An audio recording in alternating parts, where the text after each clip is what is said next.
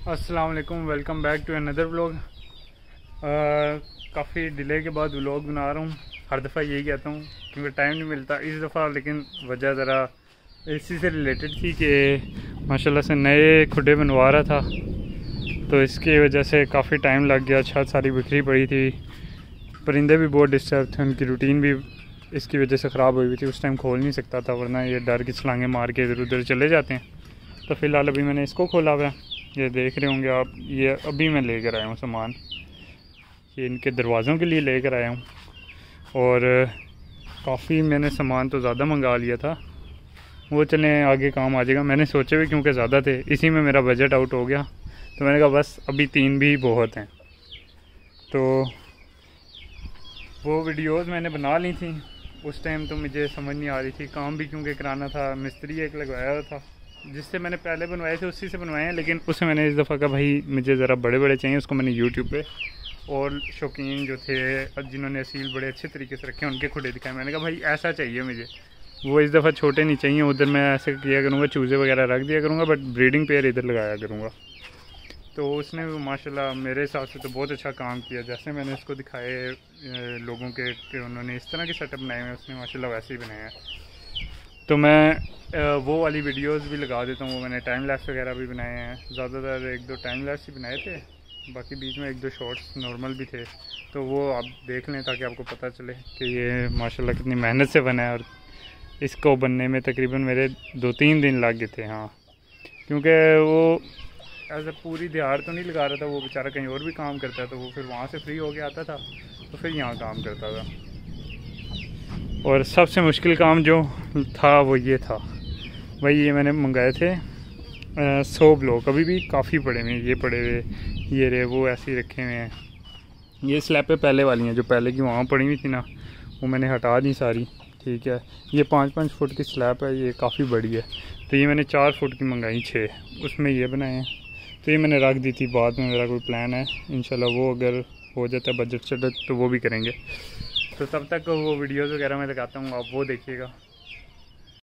तो जी ये है हमारा डे 1। ब्लॉग्स हमारे कल आ चुके थे और 100 ब्लॉग देख के मिस्त्री की भी हालत टाइट हो गई कि वो उसी ने मेरे साथ चढ़ाने भी थे। एक ही मज़दूर लगाया मैंने, वही मिस्त्री था, वही मज़दूर भी था, साथ मैं मज़दूरी कर रहा था।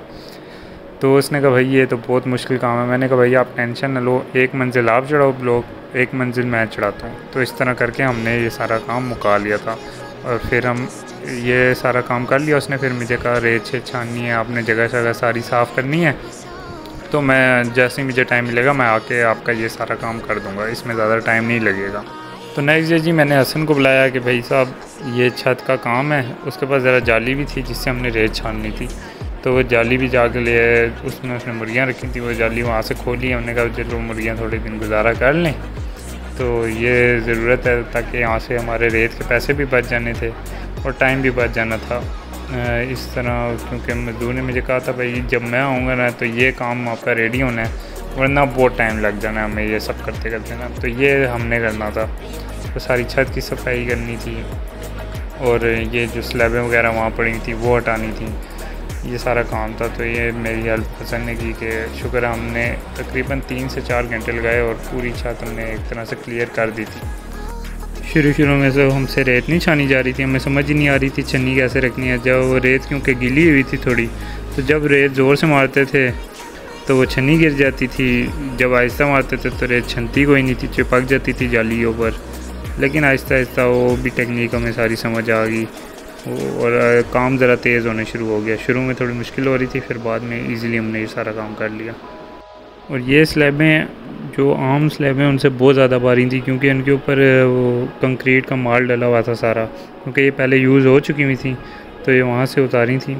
तो ये पता नहीं बहुत ही ज़्यादा वज़नी थी। हसन साहब ने दिमाग लगाया था, वाइपर खड़ा किया कि आराम से बेलचा मारेंगे, मैंने फिर काम ख़राब कर दिया।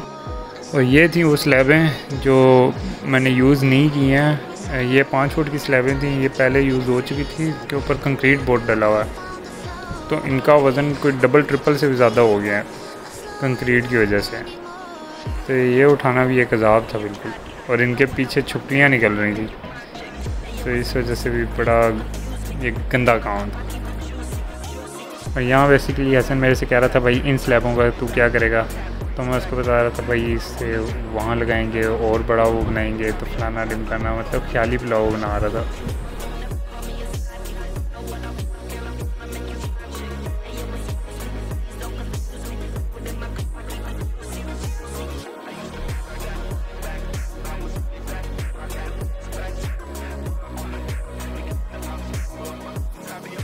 और यहाँ जो उसमें से छुपकली निकली थी, हम उसके साथ फिर टीटो पाटियाँ लगा रहे थे। उसने हमें तंग किया, फिर हम उसको भी तंग कर रहे थे।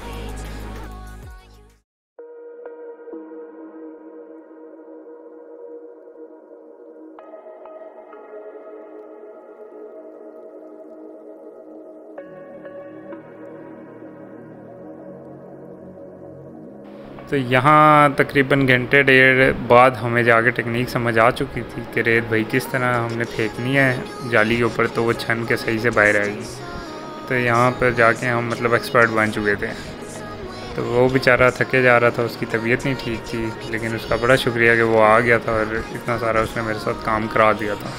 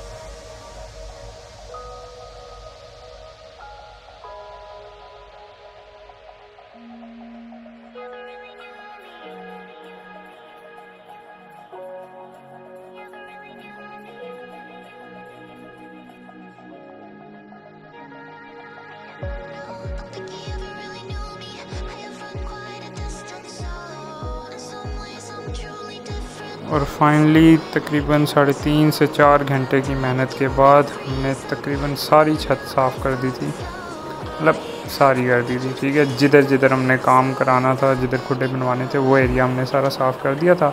और जितनी रेत हमें चाहिए थी वो तकरीबन हमने सारी साफ़ कर दी थी। फिर अगले 2 दिन काम नहीं हो सका, गैप दिया क्योंकि बारिशें हो रही थी, तो इसलिए 2 दिन के गैप से फिर मिस्त्री भाई आए और शुक्र है हमारा काम स्टार्ट हो गया।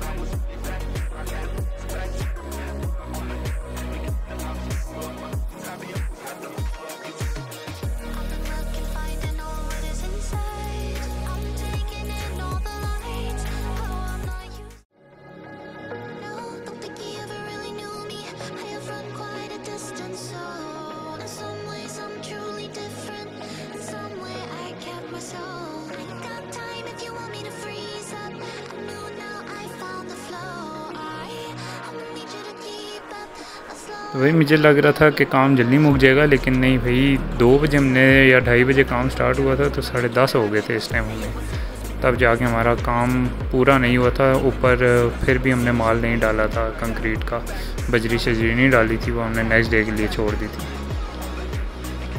अगले दिन मज़दूर भाई ने सुबह सुबह आके रेत बजरी सीमेंट का माल तैयार किया और छत पर डाला और ख़ूबसूरत से बना दी छत ना।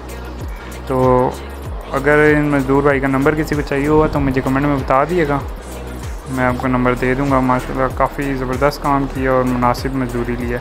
इस साइड मैंने पाइप इसलिए छुड़वाया ताकि छत पे ना पानी ना ठहरे और लीक ना हो। वैसे मैंने शॉपर भी ऊपर तले डलवाने के बाद मार डलवाया है, तो इंशाल्लाह लीक तो नहीं करता। मैंने सोचा इसके ऊपर लगाने पौधे छोटे।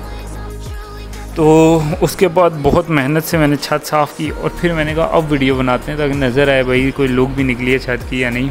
तो आपने भी बताना है कि आपको ये खुटे किस तरह के लगे। मुझे तो ये बहुत पसंद है, मेरी मर्ज़ी के बने, शुक्र है।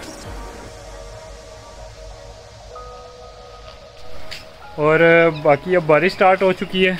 इन चीज़ों को मैंने ये हसन से मैं लेकर आया था छाननी के तौर पे। सारी रेत जो यहाँ पे थी वो छान के हमने उधर फेंकी थी ताकि वही सारी रेत इस्तेमाल हुई है, अलग से रेत नहीं मुझे लानी पड़ी। तो बाकी जब कंप्लीट हो जाएगा, दरवाजे शरवाजे लग जाएंगे इंशाल्लाह, 1-2 दिन तक मैं कोशिश करता हूँ हो जाए ये सारा काम। तो फिर दोबारा व्लॉग बनाऊँगा और सारी डिटेल भी बताऊँगा कि कितने इसके ऊपर दरवाज़ों का कितना खर्चा हुआ है और इस सामान का सारा कितना खर्चा हुआ है।